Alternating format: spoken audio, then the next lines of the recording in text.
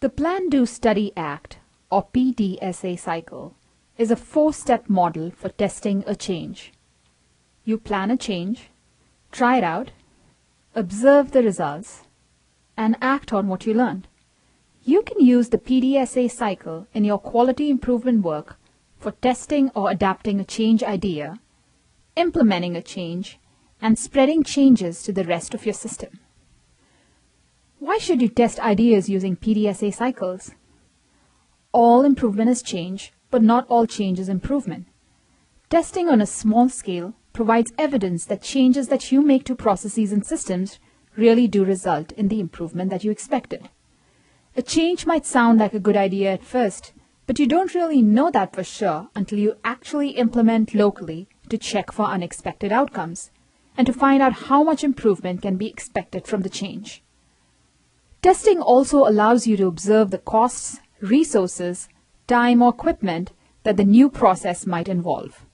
For example, introducing a new process to collect patient feedback on how healthcare providers in your clinic communicate may result in patients not having enough time to complete other necessary paperwork at check-in. Testing also minimizes resistance to change when you actually implement the change. It increases people's belief that the change will actually result in an improvement. The PDSA cycle can be used to guide your improvement process. It is a systematic way to turn ideas into action and to connect that action to improving systems and processes. This picture depicts the 4 steps of the PDSA cycle. The first step of the PDSA cycle is plan. In this step, you select an opportunity to improve, analyze the current situation or process, identify a change to test, and a way to measure the effects of the change. This step includes not only planning the change, but also coming up with a plan for collecting data. Planning is an essential and critical element and is actually one of the most important parts of the quality improvement process. In fact, if I were to have my way and redraw the PDSA cycle, the plan phase would take up a major chunk of this pie. In the next step, Do, we try out the change on a small scale. Small tests of change help improvement teams understand if the change will work in their settings and if the change needs to be adapted in any way to their local needs. Small tests of change also help teams see if the test actually resulted in the outcome they were aiming for. Successes in these early small tests help convey the value of the change to individuals who might be affected by it. This ultimately enables what you are doing to be more easily adopted and scaled up. Remember to collect data along the way. Next, we study. This means that we analyze our data to determine if things happened according to our plan. We compare results to what we predicted and then draw conclusions and reflect on what was learned. Keep in mind that quality improvement is not about passing or failing, or being right or wrong.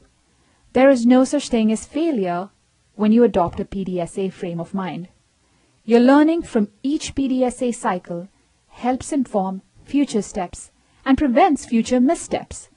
If you find unexpected results, this is actually a learning opportunity. As Thomas Edison said, "I have not failed.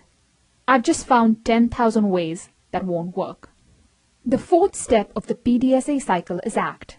In this step, the improvement team decides if it should adopt, adapt, or abandon the tested change. The team may choose to adapt the change to make it more effective and then run another small-scale test.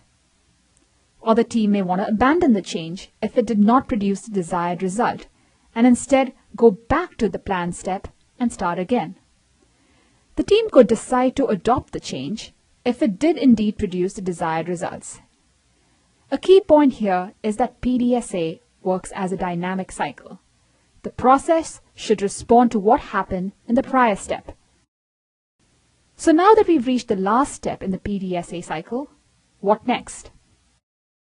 PDSA works best when it is used again and again as multiple cycles, which build and scale up using data and learning from the previous cycle.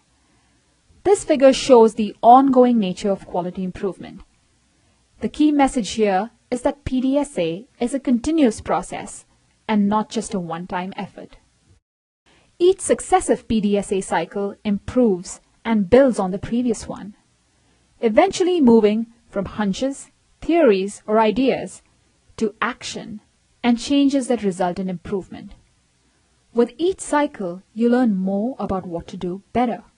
Over time, PDSA cycles build upon one another and help move us from our present situation to our ideal future.